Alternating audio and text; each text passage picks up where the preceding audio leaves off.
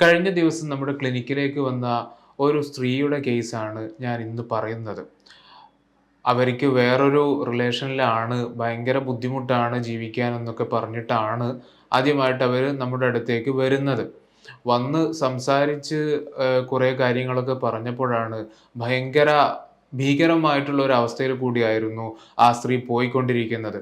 അവര് ഇപ്പോഴനുഭവിക്കുന്ന പ്രശ്നം എന്താണെന്ന് വെച്ചാൽ, അവര് നിലവില് കല്യാണം കഴിഞ്ഞ് കുട്ടിയുണ്ട്. ഭർത്താവ് വിദേശത്ത് ജോലി ചെയ്യാണ്. പക്ഷേ വീട്ടിന്റെ കുറച്ച് അയൽപക്കത്തുള്ള ഒരാളുമായിട്ട് എക്സ്ട്രാ മാരിറ്റൽ അഫെയറിലാണ് അവരുള്ളത്. അവരുമായിട്ട് വേറൊരു ബന്ധത്തിലാണുള്ളത്. അപ്പോൾ അയാളുമായിട്ട് വളരെയധികം അടുപ്പത്തിലായിട്ടുണ്ട്.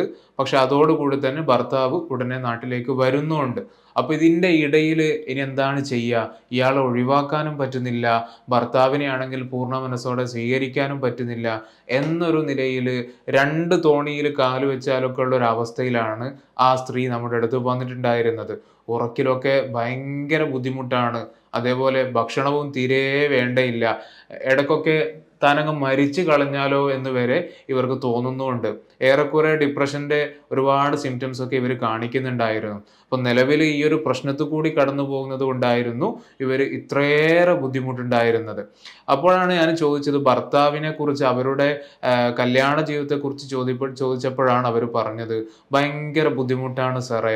ഒരു തരത്തിലുള്ള ഒരു സന്തോഷം പോലെ, കല്യാണം കഴിഞ്ഞിട്ട് ഇപ്പൊ ഏകദേശം 9 വർഷത്തോളമായി, ഇന്നേ വരെ എൻ്റെ മുഖത്ത് നോക്കിയിട്ട് ചിരിക്കുകയെ, എന്നെ സപ്പോർട്ട് ചെയ്തുകൊണ്ട് സംസാരിക്കുകയെ, എൻ്റെ വിഷമങ്ങളും സങ്കടങ്ങളൊക്കെ ഒന്ന് കേട്ടു തരികയെ, അങ്ങനെ യാതൊരു നിലക്കുള്ള സപ്പോർട്ടും ചെയ്യാത്ത ഒരാളാണ് എൻ്റെ ഹസ്ബൻഡ്. അതൊക്കെ പോട്ടെ, അതിനേക്കാളൊക്കെ അപ്പുറമായിട്ട് നമുക്ക് സഹിക്കാൻ പറ്റാത്ത കാര്യം എന്ന് പറഞ്ഞാൽ, ഇയാൾ പല്ല് വരെ തേൽക്കില്ല എന്നാണ് ഈ സ്ത്രീ എന്നോട് പറഞ്ഞത്. അതായത് ബേസിക് ഹൈജീൻ എന്ന് പറയുന്നത്, ഇപ്പൊ നമ്മളെല്ലാവരും കുളിക്കാറുണ്ട്, പല്ല് തേക്കാറുണ്ട്, ഡ്രസ്സൊക്കെ നന്നായി ധരിക്കാറുണ്ട്, ഇത്തരം കാര്യങ്ങളൊക്കെ നമ്മൾ ശ്രദ്ധിക്കുന്ന ആൾക്കാരാണ്. പക്ഷേ ഇയാളുടെ ഹസ്ബൻഡിനെ കുറിച്ച് പറയുകയാണെങ്കിൽ, നാട്ടുകാരുടെ മുമ്പിലൊക്കെ ഭയങ്കരമായിട്ട് ഡീസൻ്റ് ആയിട്ട് പ്രതികരിക്കുന്ന ഒരാളാണ്. പക്ഷെ സ്വന്തം ഭാര്യയുടെ അടുത്ത് എത്തുന്ന സമയത്ത് വളരെ മോശത്തിലാണ് ഇവരോട് സംസാരിക്കാറ്, ഇവരോട് പെരുമാറാറൊക്കെ ഉള്ളത്.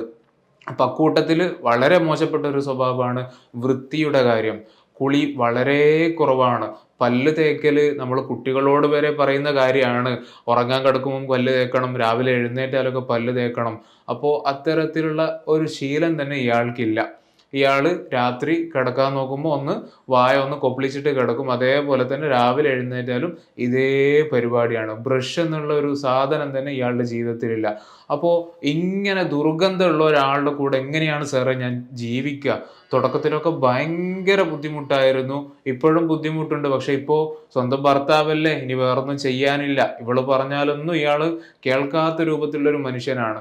പിന്നെ ഈ വായ്നാറ്റത്തെ വല്ലാതെ വഷളാക്കുന്ന വിഷയമായിരുന്നു, ഇയാള് ഹാൻഡ്സ് ഉപയോഗിക്കാറുണ്ട്, അതേപോലെ തന്നെ പുകവലിയും അത്യാവശ്യമുള്ള ആളാണ്. അപ്പൊ നിങ്ങൾ തന്നെ ഒന്ന് ആലോചിച്ച് നോക്കിയാൽ മതി, ഇത്തരത്തിലുള്ള ഒരു മനുഷ്യനുമായിട്ട് എങ്ങനെയാണ് ഒരാൾക്ക് ജീവിതം മുന്നോട്ട് പോകാൻ എന്തുമാത്രം പ്രയാസമായിരിക്കും ഉണ്ടാകുക.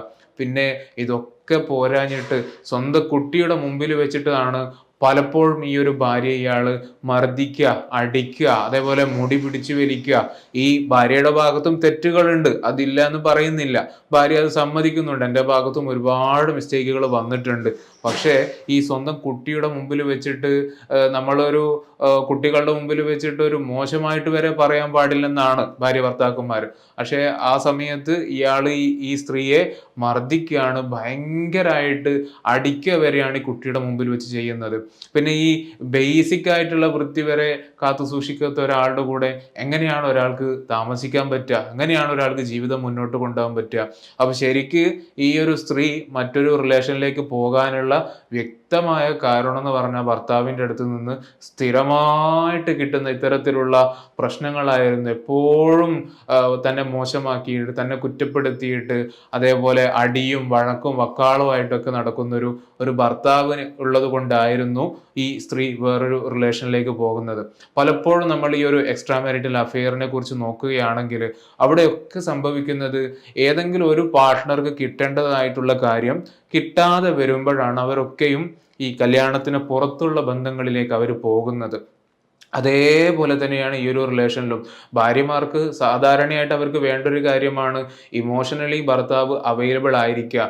അവർക്ക് നമ്മൾ കൊടുക്കുന്ന സാമ്പത്തികമായിട്ടുള്ള സഹായമോ അല്ലെങ്കിൽ വേറെ എന്തെങ്കിലുമൊക്കെ സാധനങ്ങൾ വാങ്ങിക്കൊടുക്കുക, ഇതിനേക്കാളൊക്കെ അപ്പുറമായിട്ട് അവർക്ക് വേണ്ടതാണ് വൈകാരികമായിട്ട് ഭർത്താവ് അവരുടെ കൂടെ തന്നെ ഉണ്ടായിരിക്കണം.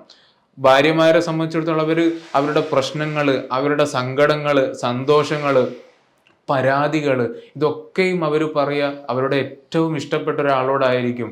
അപ്പൊ ഇതൊന്നും പറയാൻ പറ്റാത്ത രൂപത്തിലുള്ള ഒരാളാണ് ഈ ഭർത്താവ്. അല്ലെങ്കിൽ പറയുമ്പോഴേക്ക് നീ നിന്റെ പ്രശ്നങ്ങളൊക്കെ തുടങ്ങി ഒന്ന് നിർത്തി പോവോ എന്ന് ചോദിക്കുന്ന ഒരാളാണെങ്കിൽ, അല്ലെങ്കിൽ പറയുമ്പോഴേക്ക് ഫോണിൽ ഇങ്ങനെ നോക്കിയിട്ട് ഇനി എന്താണ് അടുത്തെന്താണ് പറയാനുള്ളത്, അപ്പൊ ഇങ്ങനെ പറയുന്ന ഒരാളാണ്. ഇങ്ങനെയൊക്കെ വരുന്ന സമയത്ത് ഇവര് ഈ സംസാരമൊക്കെ കമ്മ്യൂണിക്കേഷനിൽ ഭയങ്കരമായിട്ട് എന്താകും, പിറകോട്ട് പോകും. അപ്പൊ ഈ കമ്മ്യൂണിക്കേഷനിൽ പ്രശ്നം വരുന്നതോടുകൂടി ഇവർക്ക് വൈകാരികമായിട്ടുള്ള ഒരു അടുപ്പം, ഇമോഷണൽ അറ്റാച്ച്മെന്റ് വളരെയധികം കുറയുകയാണ്. അപ്പൊ ഭാര്യമാർക്ക് എവിടുന്നാണ് അവർക്ക് ഒരു കെയറിങ്, ഒരു അറ്റൻഷന്, കുറച്ചൊരു പ്രയോറിറ്റി ഒക്കെ തരുന്ന ഒരാളാണെന്ന് തോന്നുന്ന സമയത്ത് സ്വാഭാവികമായിട്ടും അവർക്ക് ആ ഭാഗത്തേക്ക് അവർ അറ്റാച്ച്ഡ് ആവുകയാണ്. ഈ ഒരു സ്ത്രീക്ക് തന്നെ അറിയായിരുന്നു ഭർത്താവുണ്ട്, പക്ഷെ ഭർത്താവ് ഉണ്ടായിരിക്കെ ഞാൻ വേറൊരാളോട് അടുപ്പത്തിലാകുന്നത് ഭയങ്കര മോശമാണ്, അത് തെറ്റാണ്, ധാർമ്മികമായിട്ട് ചെയ്യാൻ പറ്റാത്ത കാര്യമാണ് എന്നൊക്കെ അറിയാം. പക്ഷേ അവരുടെ അവസ്ഥ ആ ഒരു വല്ലാത്തൊരു രൂപത്തിലായതുകൊണ്ട് ആ ഒരു സന്ദർഭത്തിൽ പോയതാണ്. ഇത്രയൊക്കെ പ്രശ്നങ്ങൾ ഉണ്ടെങ്കിലും നമ്മളിങ്ങനെ ഈ ഒരു എക്സ്ട്രാ മാരിറ്റൽ അഫെയർ നമുക്കൊരിക്കലും ന്യായീകരിക്കാനൊന്നും പറ്റില്ല.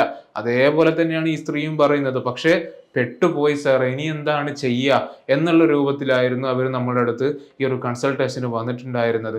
അപ്പൊ ഇത്രയും കാര്യങ്ങളൊക്കെ കേൾക്കുന്ന സമയത്ത് ഭയങ്കര സങ്കടമാണ്. എന്തുകൊണ്ടാണ് ഈ ഭാര്യ ഭർത്താക്കന്മാരുടെ ഇടയിൽ ഇത്രയും പ്രശ്നങ്ങൾ? നമുക്കറിയാം, ഈ ബേസിക് ഹൈജീൻ എന്നൊക്കെ പറയുന്നത് നമ്മളൊക്കെ ചെറുപ്പം മുതലേ ശീലിച്ചു വരുന്ന കാര്യങ്ങളാണ്. അപ്പൊ അത് നാട്ടുകാർക്കിടയിലൊക്കെ ഭയങ്കര ഡീസന്റ് ആണ്, എല്ലാത്തിനും പറ്റുന്ന ഒരാളാണ്. പക്ഷെ സ്വന്തം ഭാര്യയുടെ അടുത്ത് എത്തിയാലാണ് ഇയാളുടെ തനി നിറം പുറത്തു വരിക. അവിടെ കുളിക്കേണ്ട ആവശ്യമില്ല, അതേപോലെ പല്ല് തേക്കേണ്ട ആവശ്യമില്ല, അവളല്ലേ അവളങ്ങോട്ട് സഹിച്ചോളും, അല്ലെങ്കിൽ അവൾ ഇനിയിപ്പോ എന്നെ ഒഴിവാക്കിയിട്ട് പോകുന്നൊന്നും ഇല്ല, അതെന്റെ കൂടെ തന്നെ ഉണ്ടാകും. ഈ നിലക്ക് പോകുന്ന സമയത്താണ് ഭയങ്കര ദുസ്സഹമായിട്ട് ജീവിതം മാറിത്തീരുക. അപ്പൊ ഇത്തരം രൂപത്തിലുള്ള ഭാര്യ ഭർത്താക്കന്മാരാണെങ്കിൽ എപ്പോഴും പ്രശ്നങ്ങളായിരിക്കും. ഒരു സ്വസ്ഥത ഉണ്ടാവില്ല, ഒരു സമാധാനം ഉണ്ടാവില്ല. ആർക്കോ വേണ്ടി ജീവിതം തള്ളി നീക്കുന്ന രൂപത്തിലായിരിക്കും പലപ്പോഴും ഇത്തരം കല്യാണ ജീവിതങ്ങളൊക്കെ നമുക്ക് കാണാൻ പറ്റുക. അപ്പോൾ ഇതിനെ കുറിച്ചൊക്കെ ഇനി നമ്മൾ വേറെ കോഴ്സിന് പോയിട്ട് പഠിക്കേണ്ട കാര്യമൊന്നുമില്ല. നമ്മൾ നമ്മുടെ കൂടെ കാലാകാലത്തോളം താമസിക്കാൻ വരുന്ന ഒരു ഭാര്യയാണ്, അല്ലെങ്കിൽ ഒരു ഭർത്താവാണ്. അപ്പൊ ഒരു മനുഷ്യൻ എന്നുള്ള നിലക്കുള്ള ഒരു പരിഗണന നമ്മൾ എപ്പോഴും കൊടുക്കണം. അതാണ് ശരിക്ക് ഒരു നല്ല ജീവിതത്തിന്റെ ഏറ്റവും കാതലായ ഭാഗം എന്ന് പറയുന്നത്. ഈ മ്യൂച്വൽ അണ്ടർസ്റ്റാൻഡിങ്, അതേപോലെ പരസ്പരമുള്ള വിശ്വാസം, അതേപോലെ തന്നെ പ്രാധാന്യമുള്ള അങ്ങോട്ട് കൊടുക്കുന്ന ബഹുമാനം, ഇതൊക്കെ നമ്മൾ എപ്പോഴാണോ നമ്മുടെ ഈ ഒരു റിലേഷൻ അപ്രത്യക്ഷമാകുന്നത് അതോടുകൂടി തന്നെ പ്രശ്നങ്ങളായിരിക്കും നമ്മുടെ ജീവിതത്തിൽ. അപ്പൊ ഇത് നമ്മൾ സ്ഥിരമായിട്ട് ഭാര്യ ഭർത്താവിനും കൊടുക്കണം, ഭർത്താവ് ഭാര്യയ്ക്കും കൊടുത്തുകൊണ്ടിരിക്കണം. ഇത് ഭാര്യ എന്താണ്, ഭാര്യ അവളിപ്പോ ഒരു സ്ഥലത്തും പോകില്ല, ഞാൻ എന്ത് ചെയ്താലും, ഞാൻ എത്ര അടിച്ചാലും അവൾ എവിടെയും പോകില്ല. അല്ലെങ്കിൽ ഭർത്താവ് ഇപ്പൊ എന്നെ ഒഴിവാക്കിയിട്ടൊന്നും പോകില്ല എന്നൊക്കെ വരുന്ന സമയത്താണ് ഇവർ സ്ഥിരമായിട്ട് ഇങ്ങനെ കുറ്റപ്പെടുത്തലുകൾ, കുറവാക്കി സംസാരിക്കല്, മറ്റുള്ള ആൾക്കാരുടെ മുമ്പിൽ വെച്ചിട്ട് ഭയങ്കര ഡൗൺ ആക്കിയിട്ട് നമ്മൾ സംസാരിക്കുക, കുട്ടികളുടെ മുമ്പിൽ വെച്ചിട്ട് പരസ്പരം അടികൂടുക, പരസ്പരം വഴക്കുണ്ടാക്കുക. ഇങ്ങനെയൊക്കെ ചെയ്യുന്ന സമയത്ത് ആ കുട്ടികളുടെ അവസ്ഥ എന്തായിരിക്കും?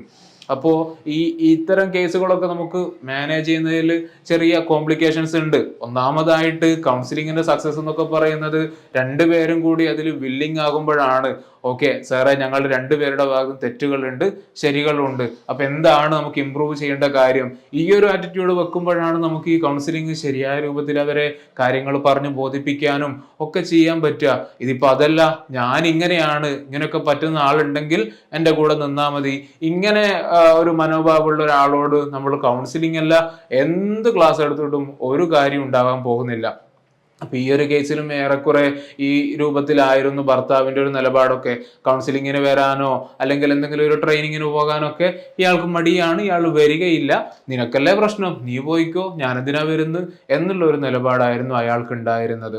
അപ്പോൾ ഇങ്ങനെയൊക്കെ ഉണ്ടാകുമ്പോൾ ജീവിതം മുന്നോട്ട് തന്നെ പോകും. പ്രശ്നങ്ങൾ ഉണ്ടാകുമെന്ന് വെച്ചാൽ അത്യാവശ്യം പ്രശ്നങ്ങളായിരിക്കും. പക്ഷേ എന്തിനാണ് നമ്മൾ ഇങ്ങനെ ജീവിക്കുന്നത്? ആകപ്പാടെ കുറച്ചു കാലം ജീവിക്കുമ്പോൾ അതൊന്ന് സന്തോഷത്തിൽ, സമാധാനത്തിൽ നമുക്ക് ജീവിക്കാനൊക്കെ പറ്റില്ലേ? അപ്പോ ഇത്തരത്തിൽ എന്തെങ്കിലുമൊക്കെ പ്രശ്നങ്ങൾ അനുഭവിക്കുന്ന ഭാര്യ ഭർത്താക്കന്മാരാണ് നിങ്ങളെങ്കിൽ, അല്ലെങ്കിൽ നിങ്ങളുടെ കൂട്ടുകാരിലൊക്കെ ഇങ്ങനെ പ്രശ്നങ്ങൾ ഉള്ളവരുണ്ടെങ്കിൽ, അവർക്ക് ഏറ്റവും നല്ലത് നല്ലൊരു കൗൺസിലറുടെ അടുത്ത് പോയിട്ട് അതിൻ്റെ എങ്ങനെയാണ് ഈ റിലേഷൻഷിപ്പ് ഒന്നുകൂടി മെച്ചപ്പെടുത്തുക, എങ്ങനെ ഒന്നുകൂടി ഇമ്പ്രൂവ് ചെയ്യിക്കാം എന്നുള്ള കാര്യങ്ങളൊക്കെ ചോദിച്ച് മനസ്സിലാക്കിയിട്ട് മുന്നോട്ട് പോവുക എന്നുള്ളതാണ്. അപ്പോൾ ഏതായാലും അടുത്തൊരു ടോപ്പിക്കിൽ നല്ലൊരു വിഷയവുമായിട്ട് നമുക്ക് വീണ്ടും കാണാം. Good bye.